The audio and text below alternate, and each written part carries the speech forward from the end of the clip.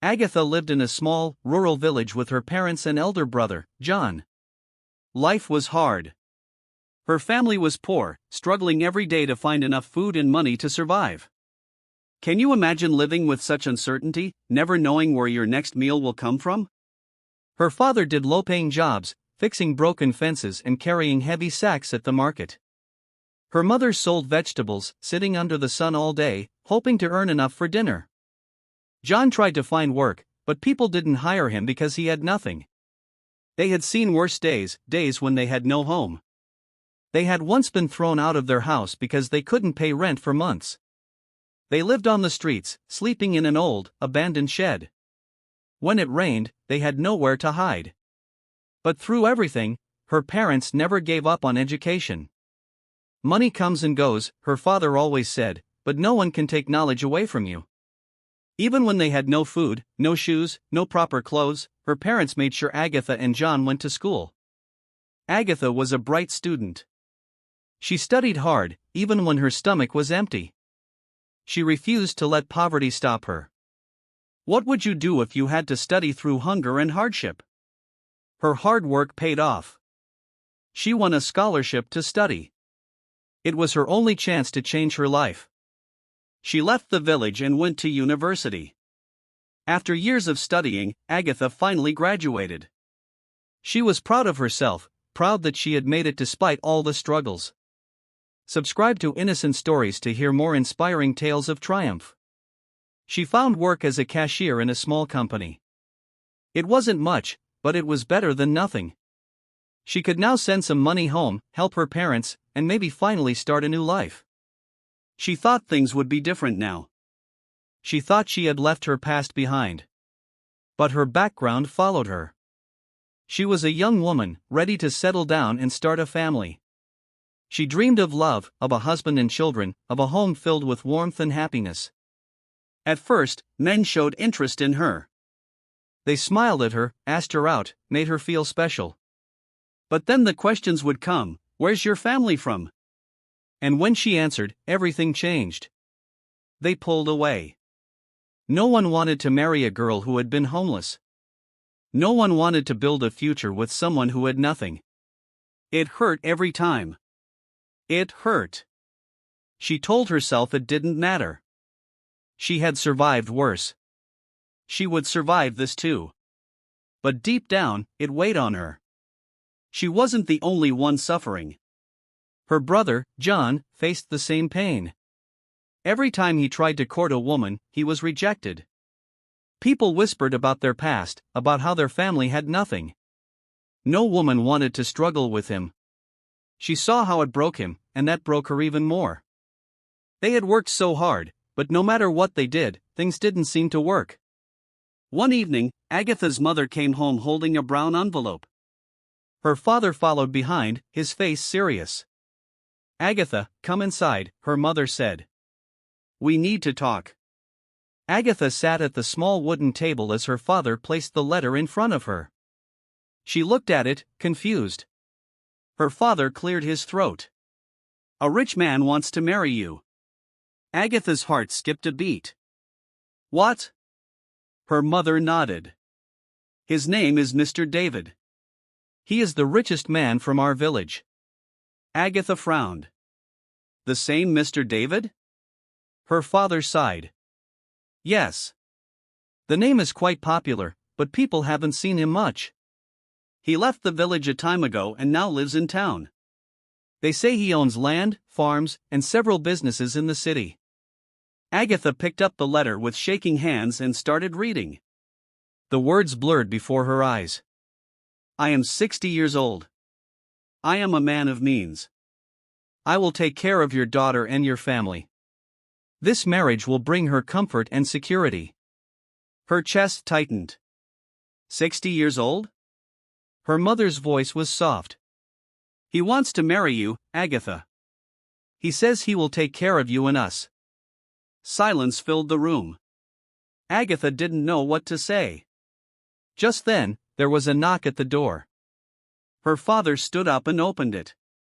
2 men stood outside, carrying sacks of maize, rice, and flour.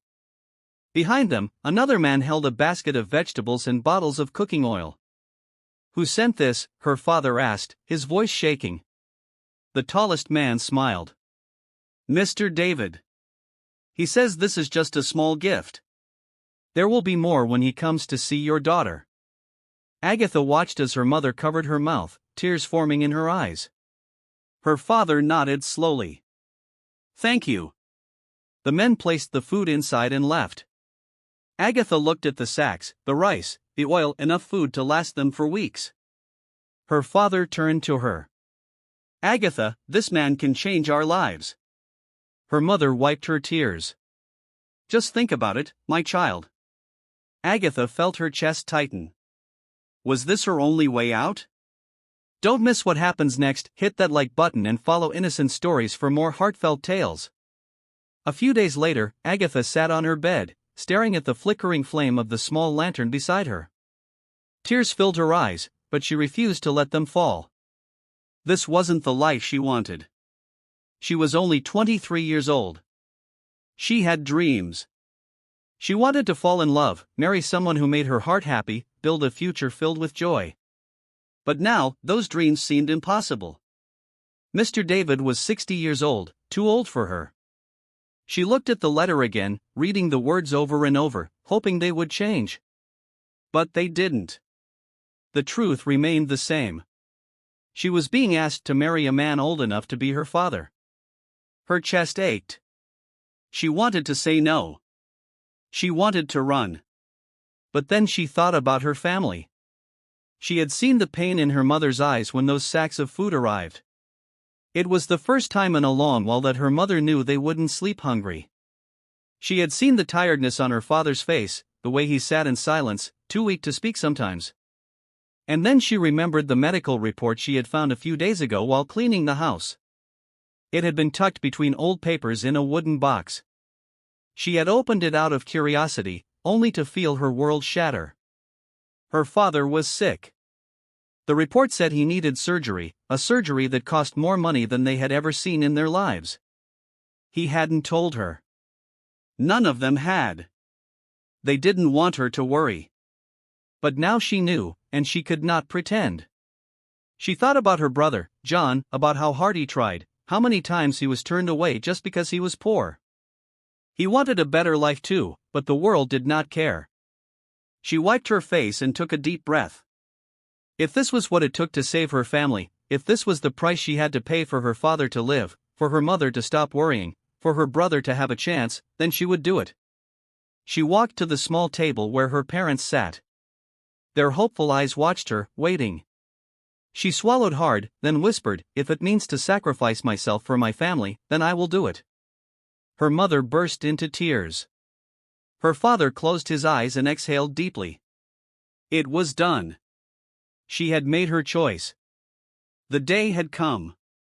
Agatha sat quietly on a wooden stool, her hands resting on her lap, her heart pounding. Mr. David was coming. Her mother had made her wear her best dress, a simple blue gown that had been worn too many times but was still presentable. Her hair was neatly tied back, and her face was fresh with only a touch of oil to keep her skin from looking dry. Her father sat beside her, his hands folded, his face unreadable. John stood near the door, arms crossed, watching the road. Then they saw it, a black car coming down the dusty village path. Agatha swallowed hard. This was real now. The car stopped in front of their house, and the door opened. A man stepped out. Mr. David.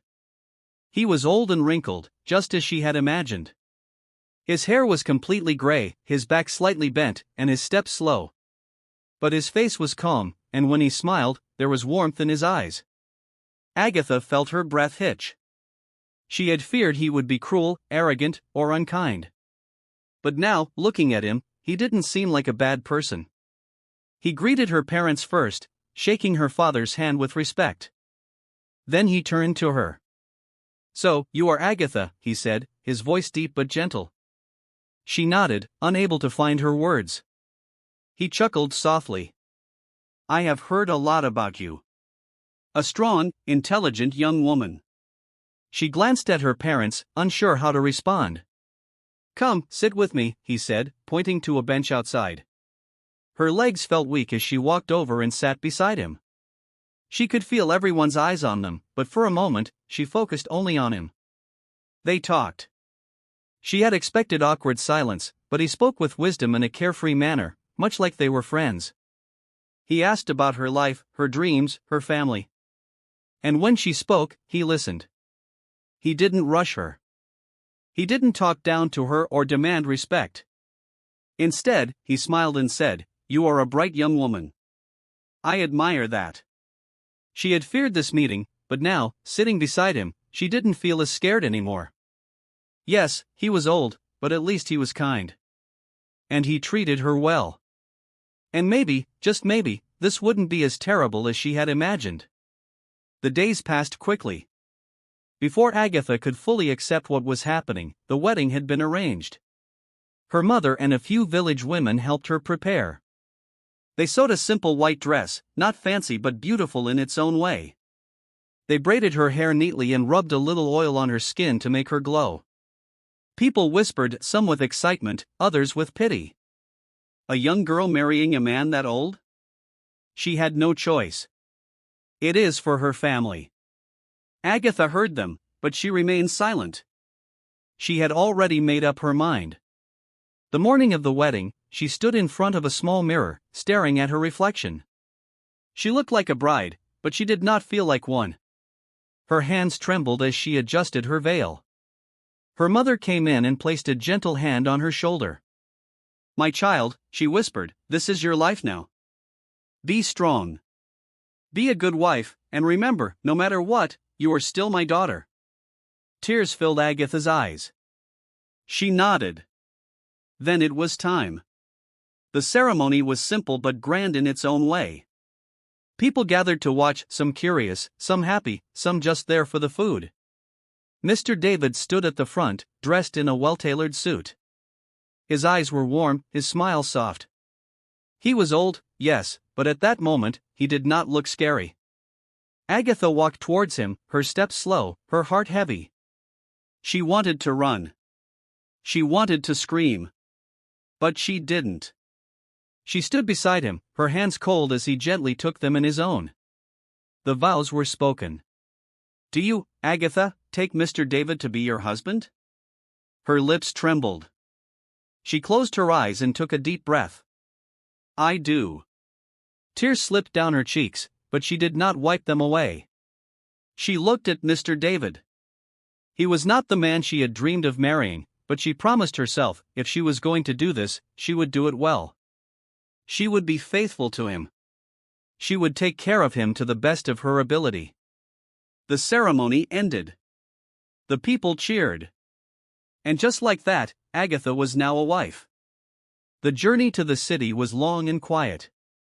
Agatha sat beside Mr. David in his luxurious car, staring out of the window as the dusty village road slowly turned into smooth, wide streets. The lights, the noise, the busy people, it was a different world. Her heart pounded as the car stopped in front of a massive house. The gates opened, and they drove inside. The house was grand and beautiful, bigger than anything she had ever imagined. Everything looked new, shiny, expensive. Servants rushed to carry their bags inside. This was her home now. Agatha followed Mr. David into the house, feeling small and out of place. The rooms were large, the floors so clean that they reflected the light above. She had never lived in such comfort before. But instead of happiness, all she felt was fear. The wedding had felt like a dream, but this was real now. And tonight, she was expected to share a bed with her husband. Her heart raced. She had never been with a man before. Mr. David noticed her discomfort. He turned to her and smiled gently. "Agatha, I know this is new for you," he said softly. "You don't have to be afraid. Feel free. This is your home now." She nodded, but her hands were still trembling. After a while, she excused herself and went to the bedroom. It was huge, with a soft white bed, a golden mirror, and curtains that flowed like water. She sat on the edge of the bed, staring at the floor, her heart beating fast. A few moments later, Mr. David entered. He walked over and placed a warm hand on her shoulder. "I'll take a shower first," he said kindly. "You can rest." She nodded again, unable to speak. Mr. David picked up a towel and walked into the bathroom. She listened as the water began to run. Minutes passed, then an hour, then 2. The water kept running. Why was he taking so long? Agatha's fear returned. Was something wrong? She glanced at the bathroom door, her breath shallow. Should she knock? Should she call out his name? Her hands gripped the bedsheet. Something didn't feel right. Agatha sat on the bed, her hands clasped tightly together. The sound of running water filled the room. An hour passed, then 2. She kept glancing at the bathroom door, wondering why Mr. David was taking so long. Her heart was uneasy. She thought of knocking, but something held her back. What if he needed privacy? What if something was wrong? Her body felt heavy with exhaustion. The day had been long, the wedding, the journey, the overwhelming new life. Her eyes grew tired. She lay down slowly, telling herself she would just rest for a moment. But before she knew it, sleep took her. A sudden sound woke her. Her eyes fluttered open. The bathroom door creaked. She sat up quickly, her heart racing.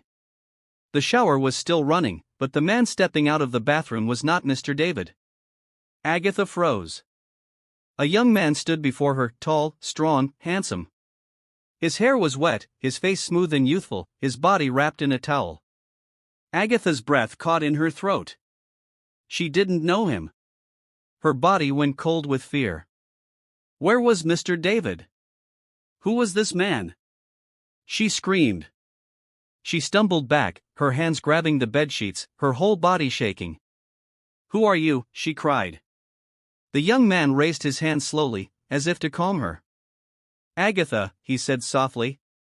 She gasped. That voice. She knew that voice. It was Mr. David's voice. But how? Agatha shook her head. This had to be a trick, a dream, a nightmare. "No, no, this isn't real," she whispered, her voice breaking. The young man stepped closer. "It's me." Agatha's whole world began to spin. She sat frozen, her body stiff with fear and confusion. The young man in front of her looked nothing like Mr. David, but his voice, it was the same. She shook her head, trying to make sense of what was happening. Then he stepped closer. Before she could move, he gently pulled her into his arms. His hands were warm, firm, steady. "Agatha," he whispered. Then he kissed her. His lips were slow, soft, and deep, filling her with an unfamiliar warmth. Her heart pounded. For a moment, just for a moment, she forgot everything. The room disappeared. The fear melted. All that remained was the kiss. But then reality came crashing back. "No!"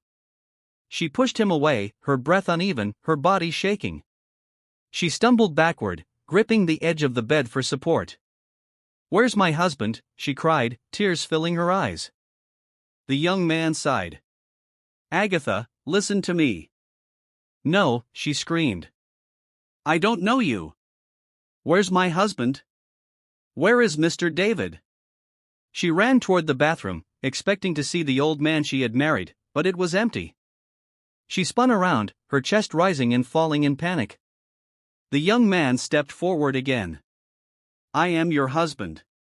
"Agatha, who's this mysterious man claiming to be her husband?" Stay tuned to Innocent Stories to find out. Agatha shook her head violently. "No, no, this is a lie." She felt her knees weaken, sobbing. The young man knelt beside her. He didn't touch her this time. He simply spoke. "Agatha, I know this is hard to believe, but I am Mr. David. I have always been Mr. David." She lifted her head, her face streaked with tears. "How?" He took a deep breath. "I use special makeup to look old." Her eyes widened.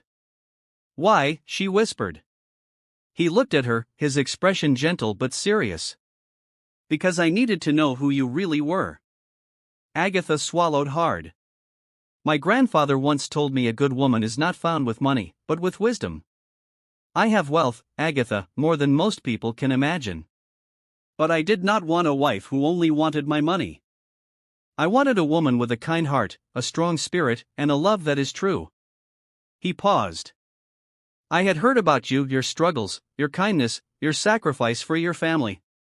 I wanted to see if it was real, or if you, like many others, would marry for riches alone. Agatha's heart pounded. Everything was spinning. She shook her head, tears streaming down her face. I don't care how you look, she said, her voice trembling. I just want my husband back.